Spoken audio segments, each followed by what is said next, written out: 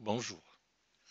Dans cette vidéo, nous allons passer en revue quelques propriétés des valeurs propres d'une matrice. Alors nous considérons pour cela l'exercice suivant. Soit grand A égale AIJ, une matrice carrée d'ordre n à coefficient complexe, n supérieur ou égal à 2. On note lambda I pour I compris entre A et n les valeurs propres de la matrice A. Première question. Montrer que A est inversible si seulement si toutes ses valeurs propres sont non nulles. Deuxième question. Pour toute valeur de l'indice I entre 1 et n, on note DI, le disque de C défini par DI égale l'ensemble des complexes Z tels que le module de Z moins AII est inférieur ou égal à la somme pour J allant de 1 à n, J différent de I, du module des AIJ. Remarquez ici que AII est un point de la diagonale. Les AIJ, quand J varie, se trouvent sur la ligne I et on évite le cas J égale I. La question A montrait que pour toute valeur propre lambda I, il existe un indice J tel que lambda I se trouve dans le disque DJ. Cela signifie que les valeurs propres de la matrice sont situées sur ces disques. Chaque valeur propre est située sur l'un des disques. Le disque DI, c'est le disque centré au point AII de la diagonale et de rayon, la somme des modules des termes de la ligne I à l'exception du terme AII. Troisième question. Montrer que pour tout indice K entre A et N, le module de la valeur propre lambda K est majoré par le sub sur I, sur la ligne I, de la somme des modules des termes A et J. Ce sont les termes qui se trouvent sur la ligne I. Et là, on prend le sub sur toutes les lignes I. On déduit que le rayon spectral c'est le max des modules des valeurs propres, vérifie ρ de A majoré par le sub sur I de la somme des modules des termes de la ligne I, lorsque J varie de 1 à n. Quatrième question, suppose que la matrice A vérifie pour tout indice I la somme des modules des termes de la ligne I, puisque là J varie, I est fixé. En évitant J égale I, la somme de ces modules est majorée par le module du terme diagonal. Si sur chaque ligne, la somme des modules des termes de cette ligne, à l'exception du terme diagonal, est majorée par le module du terme diagonal, alors A est dite à diagonale strictement dominante, montrez que dans ce cas, A est inversible. En d'autres termes, toute matrice à diagonale strictement dominante est inversible. Et diagonale strictement dominante puisque les termes diagonaux dominent la somme des autres termes des lignes, de la même ligne. Alors commençons par la première question. Montrer que A est inversible si et seulement si toutes ses valeurs propres sont non nulles. En d'autres termes, une matrice inversible ne peut pas avoir 0 comme valeur propre. Alors pour cela, nous allons dire A est non inversible équivaut à dire que l'application qui a x associé à x n'est pas bijective. Or là, on est en dimension finie. On manipule des matrices de Mn de C qui est un espace dimension n au carré sur C. Donc, dire que A n'est pas inversible revient à dire que cette application n'est pas injective, puisque là, injective équivaut à bijective. Et dire que cette application n'est pas injective revient à dire qu'on peut trouver un vecteur non nul dans son noyau, c'est-à-dire qui vérifie AX égale 0. Ce qu'on peut écrire aussi AX égale 0x, ce qui équivaut au fait que 0 est une valeur propre de A. Donc là, on a établi simplement que A non inversible équivaut à 0 est une valeur propre de A. Autrement dit, A est inversible si et seulement si 0 ne fait pas partie des valeurs propres de A. Passons à la deuxième question, qui est ici la plus importante. Il s'agit de montrer que toutes les valeurs propres sont situées dans des disques de cette forme-là, qu'on appelle les disques de Gershgorin. Alors nous allons prendre une de ces valeurs propres et montrer qu'on peut trouver un disque centré en un point diagonal et de rayant l'ensemble des modules des autres termes de la ligne indice I. Alors lambda I, soit lambda I, l'une des valeurs propres de A.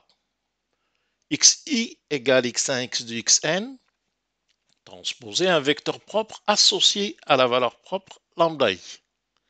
Nous avons donc A fois xi égale lambda I fois xi. Alors, cette relation, si on effectue le produit ligne par colonne, elle nous donne pour chaque cas une égalité de la forme sigma de j égale 1 n, akj xj égale lambda i xk. Pour le voir, il suffit de multiplier la ligne k par le vecteur x et on trouve le terme d'indice k. Donc, ak1 x1 plus etc. akj xj plus enfin akn xn égale le terme en face de la ligne k, c'est-à-dire lambda i xk. Alors, nous allons évidemment essayer de montrer que lambda i se trouve dans l'un des disques. Autrement dit, on va évaluer le module de lambda i moins l'un des termes diagonaux. Alors pour cela,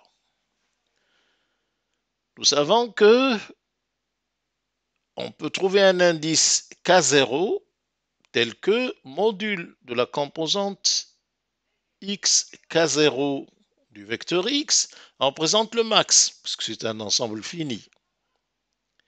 Et ce max n'est pas nul, puisque le vecteur lui-même n'est pas nul. Alors, pour cette valeur K0,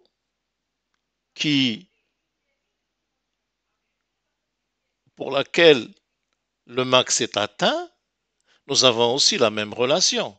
Cette relation est vraie pour toutes les valeurs de K, en particulier pour la valeur K0. Nous avons sigma de j égale 1n, de ak0j xj égale lambda i xk0. Il suffit de prendre la ligne numéro K0 et de la multiplier par le vecteur x. Et on trouve lambda i fois xk0 qui est en face de la ligne K0.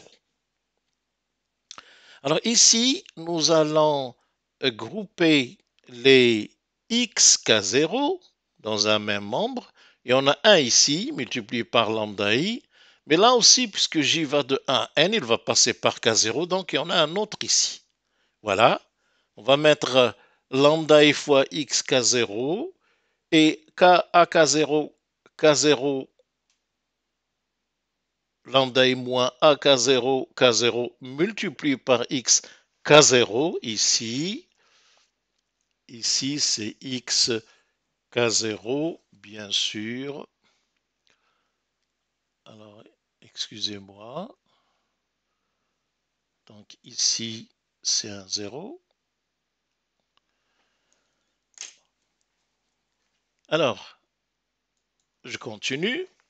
Égale la somme des termes qui restent dans cette somme, c'est tous les termes sauf le terme obtenu pour j égale k0 car il est passé dans le premier membre. Donc, si on prend les modules, nous avons le module du premier membre majoré par la somme des produits des modules.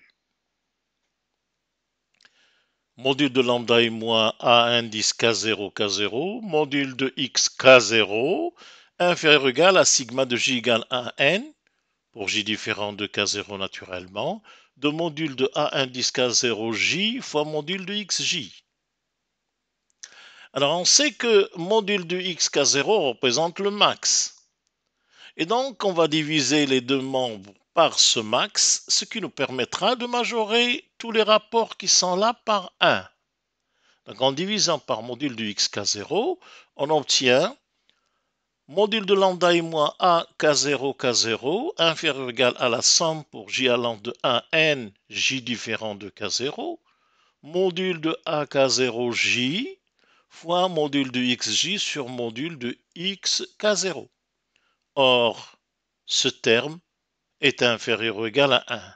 Et on obtient donc lambda i moins, module de lambda i moins a k0 k0 est majoré par la somme pour j égale 1 n, j différent de k0, de module de a k0j. Ceci traduit bien le fait que la valeur propre lambda i est située dans le disque de C centré au point a k0 k0 et de rayon la somme des modules de tous les termes de la ligne numéro K0 à part le K où J égale K0. On a bien donc prouvé que lambda I est dans l'un de ces disques. Troisième question, montrer pour chaque K, on a le module de lambda K est majoré par le sup sur I de toutes les sommes des termes ou des modules des termes de la ligne I. En fait, ce terme-là, cette expression-là, peut être vue, est en fait une norme sur Mn de C. Donc nous allons montrer que toutes les valeurs propres sont majorées en module par ce sup, le sup de la somme des modules de la ligne I pour toutes les I. Le sup porte sur I, sur le numéro de la ligne. Et on déduit que le rayon spectral, qui est le max des modules de lambda K, est majoré aussi par ce sup. Alors pour cela, nous allons prendre d'abord une des valeurs propres, lambda K. Bon, d'après la question précédente, on sait qu'elle est dans l'un des disques. Donc nous allons dire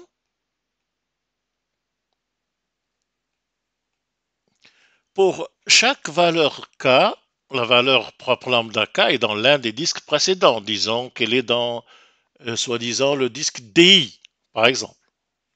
Alors cela se traduit par le fait que la distance de lambda K au centre AI de ce disque est majorée par ce rayon, qui est la somme des modules de tous les termes de la ligne I à l'exception du terme AII. Voilà, on en déduit une relation simple. Le module de lambda K moins AII est en fait supérieur ou égal au module de lambda K moins module de AII, qui lui-même inférieur ou égal à lambda K moins AII en module est majoré par ce rayon.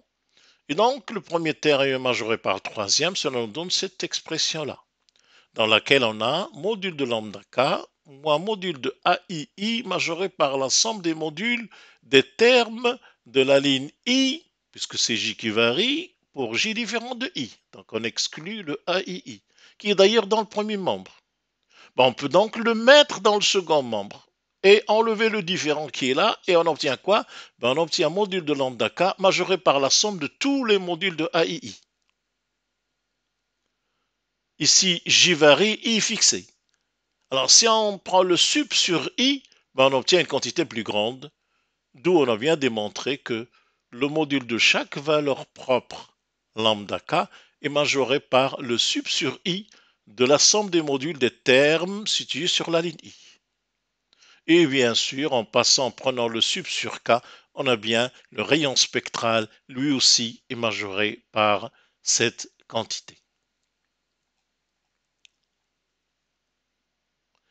Dernière question, suppose que la matrice A vérifie pour chaque I la somme des modules des termes de la ligne I, à l'exception du terme diagonal, en module, bien sûr, est majoré par le module du terme diagonal.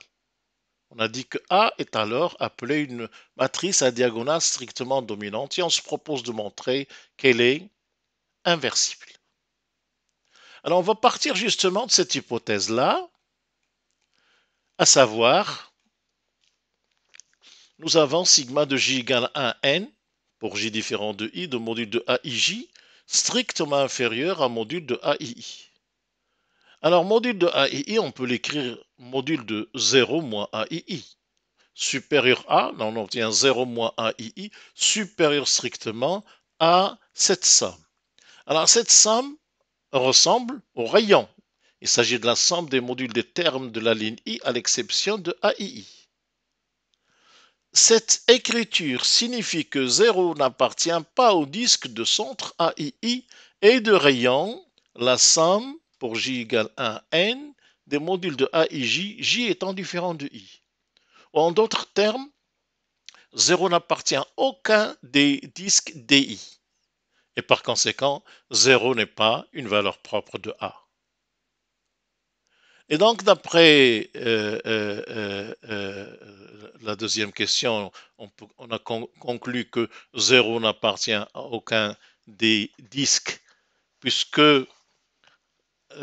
si 0 appartenait à l'un des disques, pardon, si 0 était une valeur propre, alors 0 appartiendrait à l'un des disques. Or, ici, on a que 0 n'appartient à aucun des disques, et par conséquent, 0 ne peut pas être une valeur propre. Et dans la première question, on avait vu que A est inversible si seulement si toutes ces valeurs propres sont non nulles. Alors, du moment que 0 n'est pas une valeur propre de A, on peut conclure donc que A est une matrice inversible. Voici donc quelques calculs techniques sur les valeurs propres d'une matrice et sur le spectre d'une matrice. On a donc une relation entre matrice inversible et valeur propre, et on a vu une façon de localiser les valeurs propres d'une matrice. Ils sont tous situés dans des disques centrés en un point de la diagonale et de rayon, et un disque ayant pour rayon la somme des termes de la ligne associée à ce point diagonal, à l'exception de ce point lui-même. Je vous remercie.